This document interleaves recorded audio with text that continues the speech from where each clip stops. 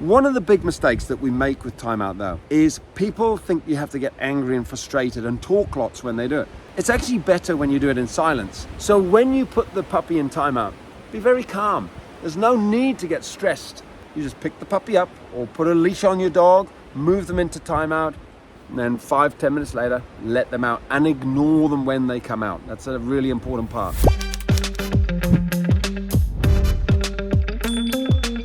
Hey there, Doggy Dan here. Another edition of Pup Dates. I'm walking my dogs in the woods and I thought, what should I share with you today? And I thought, you know what? One of the most powerful tools that I've come across in my 15 years of dog training, I'll share that.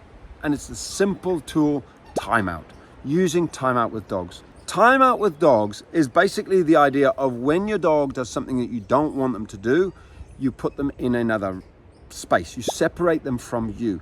And so many people don't understand the power of it and don't understand how to do it well. It's very easy to do it badly, very easy to do it well.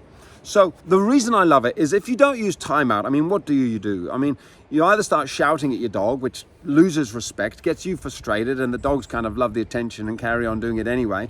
And if you get even more angry, you end up thinking about smacking your dog, which is just the worst thing in the world. Now, timeout, let me tell you a story. Let me share a story. I worked with a very young Jack Russell, and basically this Jack Russell, one of the things he was doing was he was chewing the power points on the wall. Any cables coming out the wall, he'd chew them. So what I did with him, as I explained, we're just going to start using timeout.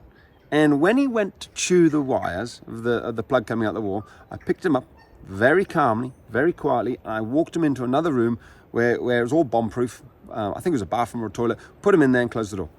Now, I left him there for a couple of minutes, and then we let him out. Now, he went straight over to the power plug, started chewing it, at which point I walked over, picked him up, put him straight back in the bathroom.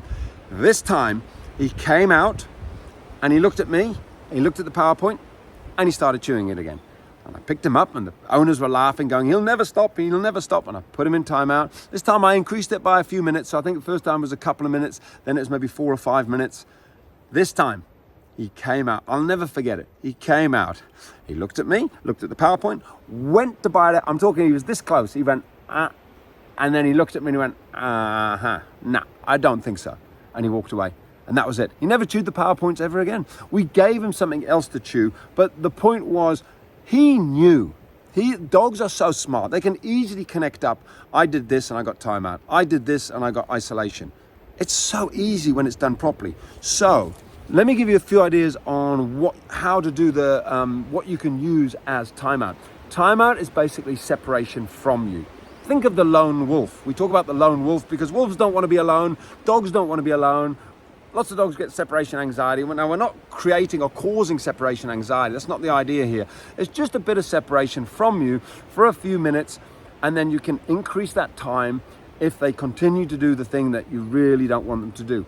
Now, and I'm talking like start with 2 or 3 minutes and increase it to 5 or 10. But if you have a dog who does something really naughty, like biting you or mouthing you really hard, you can increase it to half an hour. You know, it's not gonna hurt or harm your dog to have them in a crate or in a room for half an hour.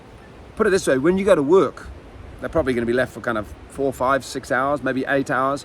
So dogs are okay to be left alone, and using timeout is it's absolutely fine in terms of their health, their mental well-being. One of the big mistakes that we make with timeout though is people think you have to get angry and frustrated and talk lots when they do it. It's actually better when you do it in silence. So when you put the puppy in timeout, be very calm. There's no need to get stressed. You just pick the puppy up or put a leash on your dog, move them into timeout, and then 5-10 minutes later, let them out and ignore them when they come out. That's a really important part. Now, the other thing you can do, if you've got a big dog who doesn't want to go in timeout, this happens a lot. I can remember one Rottweiler trying to get him to go in timeout. It wasn't going to work. So what we did is we left the room.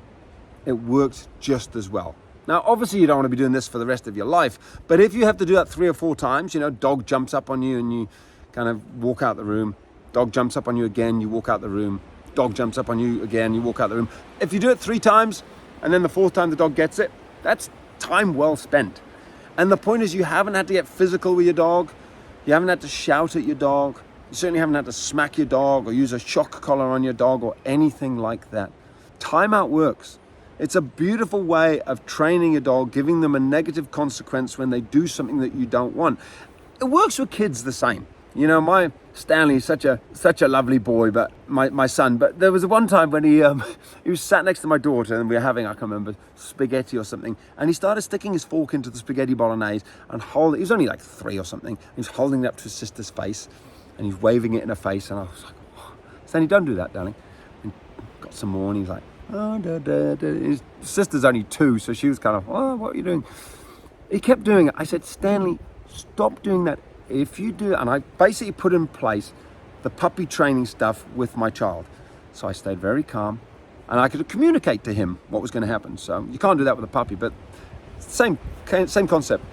I said, Stanley, if you do that anymore, if you stick the spaghetti and the fork in Sage's face, you're going to have to go in your bedroom. Well, he had to test it, so he stuck it in her face. So I said, come on, Stanley, in your bedroom. And I took him by his hand, I put him in his bedroom, I closed the door. Left him there for, 1 minute, 2 minutes. And then he came out. I said, come on out now. Come and eat your spaghetti. He came out. It's fine. Now, I just know how many times that saved me, using timeout, because I didn't have to shout at him. I certainly didn't have to raise my hand and tap him or smack him or get angry or frustrated, because I knew I had something there which meant I could stay calm. It allows the child or the puppy to kind of rethink what they're doing. It allows me to calm down, stay calm, and go, I got this. If he does it again, I'm going to put him in timeout for a little bit longer. It keeps the relationship on track. So that's timeout. Stay calm. You don't have to say anything. The other big thing that people worry about is if your puppy sleeps in a crate or in a room, you can still use that room or that crate for timeout.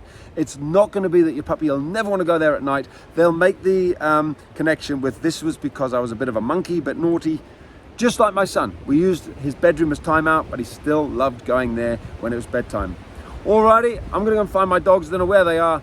And I will catch up with you next week for another edition of Pup Dates. Lovely sharing. Hope that's been helpful. Take care and bye-bye for now.